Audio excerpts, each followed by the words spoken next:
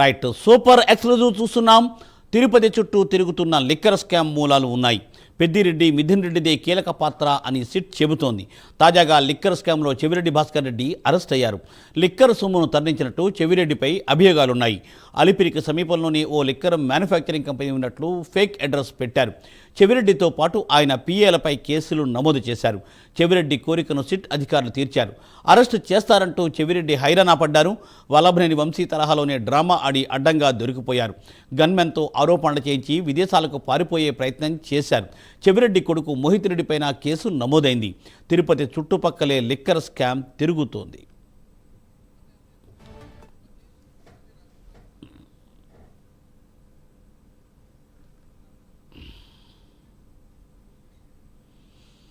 Liquor scam అంతా తిరుపతి చుట్టుపక్కలే తిరుగుతూ ఉంది. మరి దీనిపై చెవిరెడ్డి భాస్కర్ రెడ్డి అలాగే ఏంటంటే మిథున్ రెడ్డి అందరూ కూడా దీనిలో భాగస్వాములుగా ఉండి అసలు ఏం జరుగుతోంది దీని మీద అనే దాన్ని తాజా సమాచారం మా ప్రతినిధి రవివర్మ అందిస్తారు. రవివర్మ.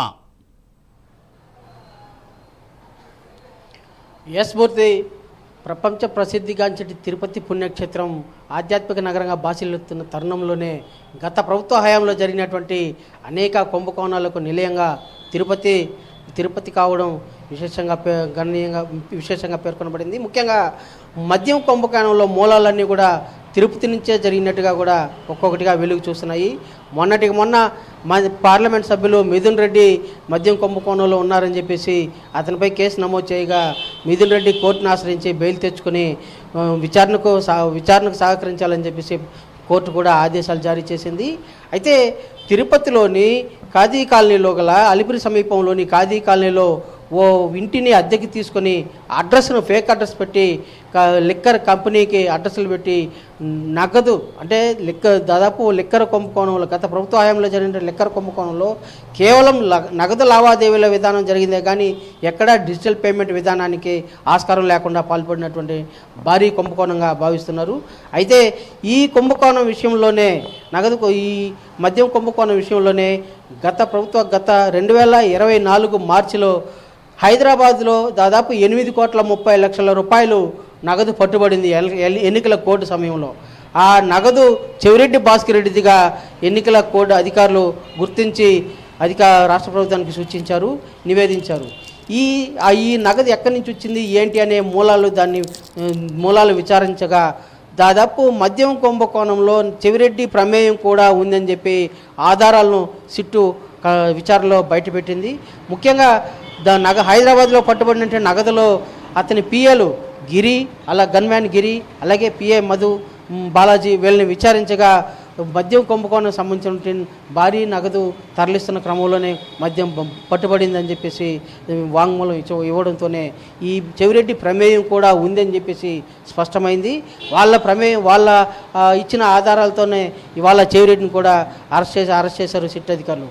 ముఖ్యంగా మొన్నటి వరకు చెవిరెడ్డి తాను నిమిత్త మాత్రుని తనకు కావాలనే మద్యం కుంభకోణం కేసును ఆపాదిస్తున్నారు, తనకు ఎలాంటి ప్రమేయం లేదు అని చెప్పి నానా హైరాణ చేసినటువంటి చెవిరెడ్డి భాస్కర్ రెడ్డి ఇవాళ అడ్డంగా బుక్ అయినటువంటి కథనం తెలుస్తూ ఉంది. గత ప్రభుత్వ హయాంలో చేసినటువంటి అవినీతి అక్రమాల ఒక్కొక్కటిగా వెలుగు చూస్తున్న క్రమంలోనే చెవిరెడ్డి భాస్కర్ రెడ్డి భోగతం కూడా ఇవాళ బట్టబయలైంది.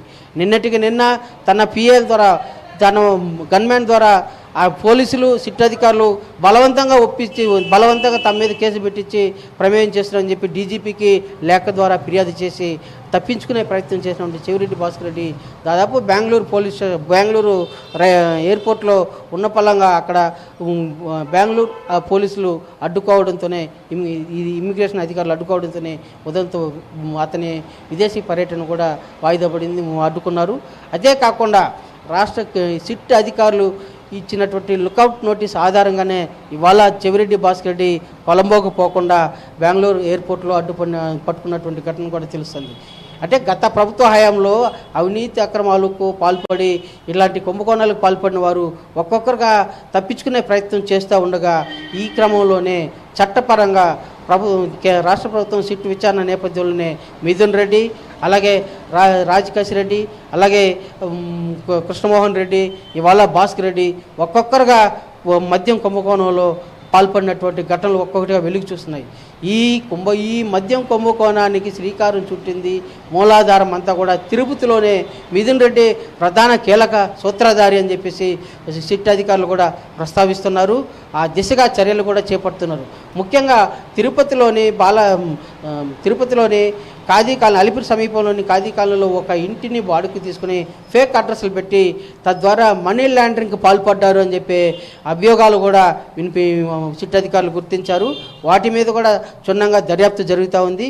ఇవాళ ఈ కేసులో ఇంకా ఎంతమంది బయటపడతారనేది కూడా ఊహించరాని ఘటనగా తెలుస్తూ ఉంది.